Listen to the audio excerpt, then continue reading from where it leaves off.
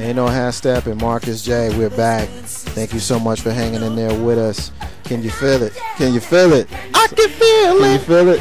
A lot of things in a minute. You know who else can feel it? What's that? Harden can feel it too. Harden can feel it. 804-447-0601. That's what you get. That's what I think. That's what you get. That's what you. Harden spirit got you. Why don't you tell the listeners, since you screaming in the microphone in my ear, that's what you. Why don't you tell people what he got? Oh, free Metal World Peace over here got hit in the head from being all rambunctious and whatnot. He just bust his head to the white meat. He just bust his own head on the wall. Didn't even feel it. Yeah, you felt it. That's what I'm talking about. We gonna get into the NBA segment, and Big Rube, of course, is a Lakers fan. He has a lot that he wants to say. He's been jumping up with the free world peace. We got K-Dub on the line. Is joining us on the live line right now. K-Dub, how you doing, bro? I'm good, man. I'm good. So we gonna get right into it. Free world peace, baby. Free world peace. But no joke. I hold up. Let me ask you a question. All right, let's go. Let's go. Should it be suspended for the playoffs? What I'm gonna do is I'm gonna throw this out to you. All right. He should get the rest of the season, which is only one game. And if he gets, as long as Harden is out, like let's say if Harden is out 3 games, then he got to sit 3 games.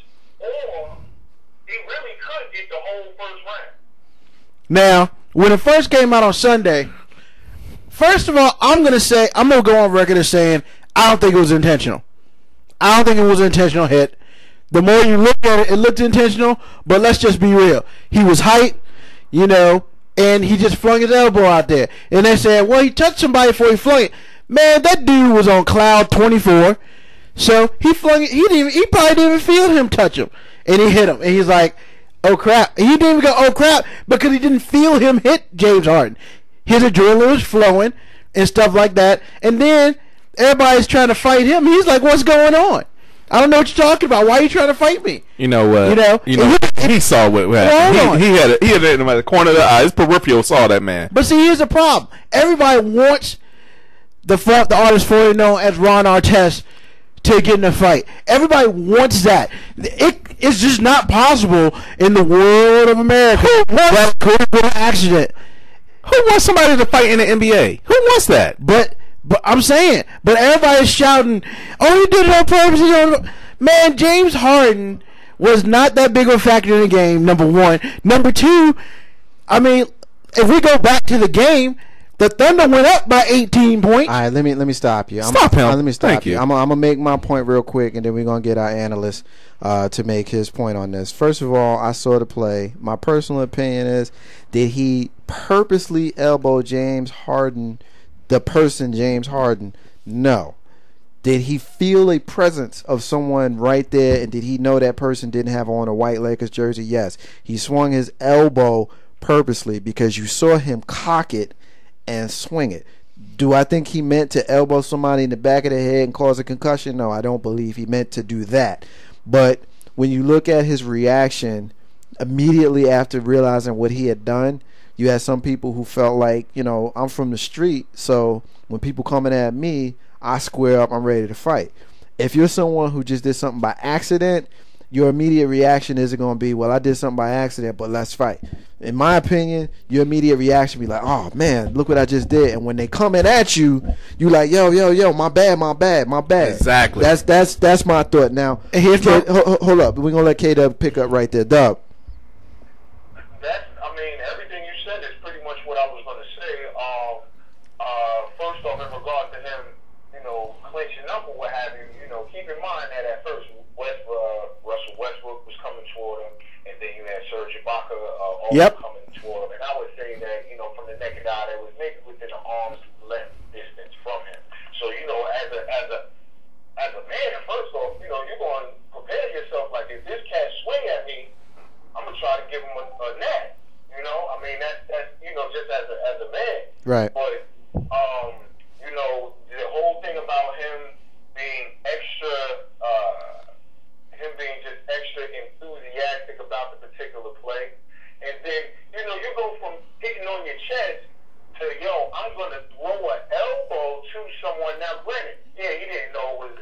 my perspective, he didn't know it was James Harden. But it seemed to me like, regardless of who it wasn't one of his teammates. I think that, the suspension, just going over that preface should be, the entire time that Harden may be out. Right. It should be that. But if he gets the whole first round, guess what? I'm really not opposed to that. Right. Well, I mean, I know Big Rue wanted to get back in on this. I'll just say this one last point, and then I'll let him get in. My personal opinion is you give him 5 games. I don't think that you predicate how much time he's out based on how much James Harden is out. Dub and I, we talked about that a little bit earlier today. We agreed to disagree on that. Me personally, I just don't like the fact that you attach the suspension to the amount of time that. I know that's the new way they like doing it. I'm just not. I'm not fond of it. At the beginning, I was a fan. As if people on the page read, I'm a fan of him getting, a couple games plus James Harden suspension. I mean, how long James Harden is out? Simply because, even though I don't think it was intentional, it was a pretty vicious hit. Right. I mean, so unfortunately, you have to pay for the vicious hit. Now, once again, the dude was super excited. He just dunked on 2 people after a steal. They just took the lead.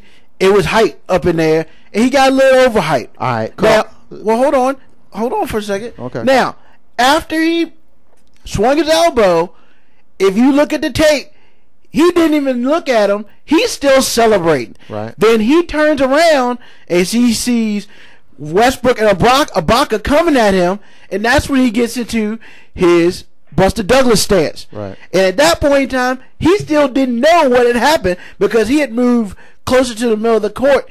He didn't know what had happened. So you didn't see it. I don't think he saw it. No, you're right. But you also felt flesh on the back of your elbow. Dub, let me ask you this, and we're gonna move off of Ron Artest because we got a lot that we want to get into with you.